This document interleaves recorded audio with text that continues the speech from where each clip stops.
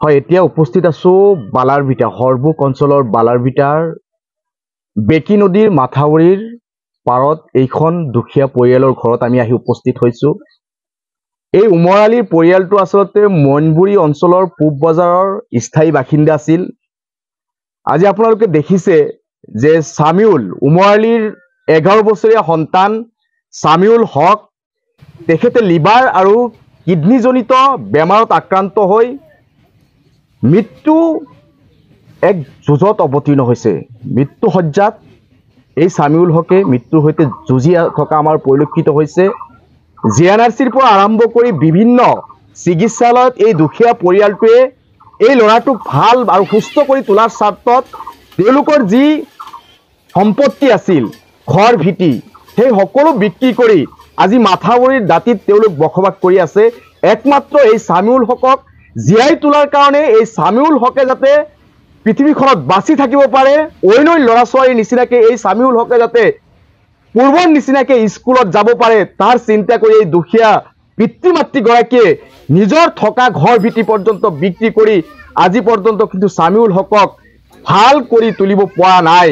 এতিয়া টকা পইচাৰ অভাৱত তেওঁক হস্পিটালৰ পৰা ঘৰত আনি ঘৰত চিকিৎসা নকৰা অৱস্থাত তেওঁ চিকিৎসা নোহোৱাকে ঘৰত আজি পৰি থাকিব লগা হৈছে। গতিকে এই মুহূৰ্তত এই পৰিয়ালটোৰ আচলতে দুখে পুৰাই পাছিয়ে নধৰা এক অৱস্থা, এক হাহাকাৰ পৰিৱেশ। আজি 7 মাহ ধৰি এই মাথাউৰিত তেওঁ অস্থায়ীভাৱে বসবাস কৰি আছে।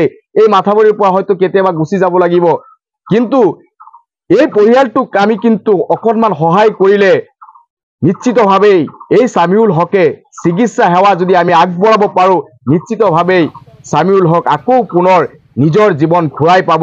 গতিকে এই মুহূৰ্তত মই বিশ্ববাসী, অসমবাসী, বৰপেটা জিলাবাসী বা সমগ্ৰ ৰাইজক, সৰ্বস্ত ৰাইজক মই এটাই কাতৰ আহ্বান জনাম, আহক আমি সকলোৱে সামিউল হকৰ পৰিয়ালৰ কাষত থিয় হওঁ।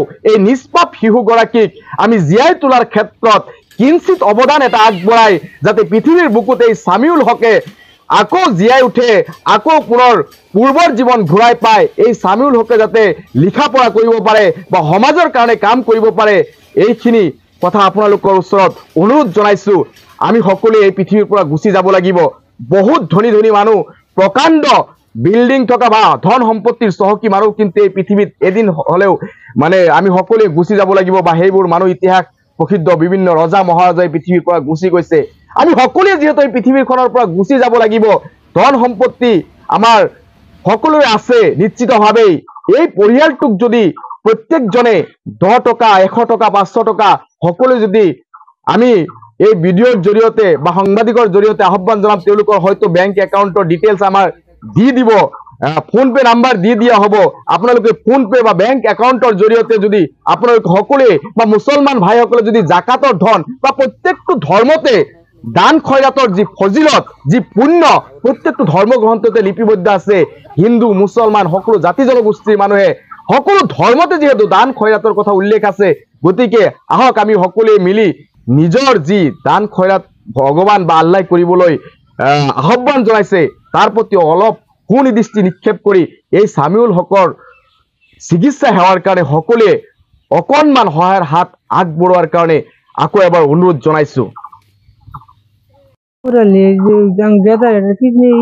লিভার প্রবলেম কি কব রাইজে কি আবেদন রাইজে সাহেব ধরে আমি চিকিৎসা করা হারি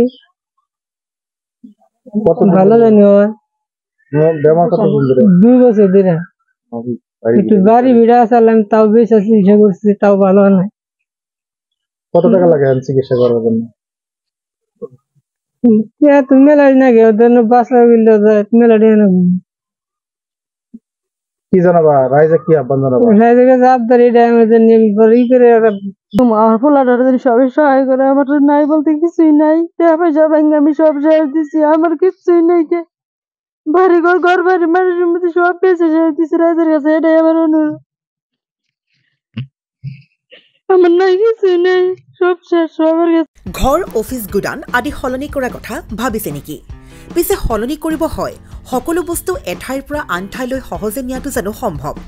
চিন্তা তাতেই নহয় জানো? কেৱল ঘৰ অফিচে নহয়, ডাঙৰ ডাঙৰ মেচিন, বাইক, ডাঙৰ ডাঙৰ গাড়ীকে ধৰি সকলো বস্তু পিছে এতিয়া আৰু চিন্তাৰ কোনো কাৰণ নাই আপোনাৰ এটা মাথো ফোন কলতে সমাধান হৈ পৰিব এনেসমূহ সমস্যা আপোনাৰ কাষত আংকুশ কাৰ্গো পেকাৰ্ছ এণ্ড মুভাৰ্ছ সমগ্ৰ ভাৰততে প্ৰভাইড কৰে ডোৰ টু ডোৰ ছাৰ্ভিচ গতিকে দেৰি কিহৰ এতিয়া যোগাযোগ কৰক 9957630102 অথবা 9546214823 নম্বৰত লগতে ঠিকনা ফটাহিল আমবাৰী নিয়াৰ অনাথ আশ্ৰম আমবাৰী থানা গুৱাহাটী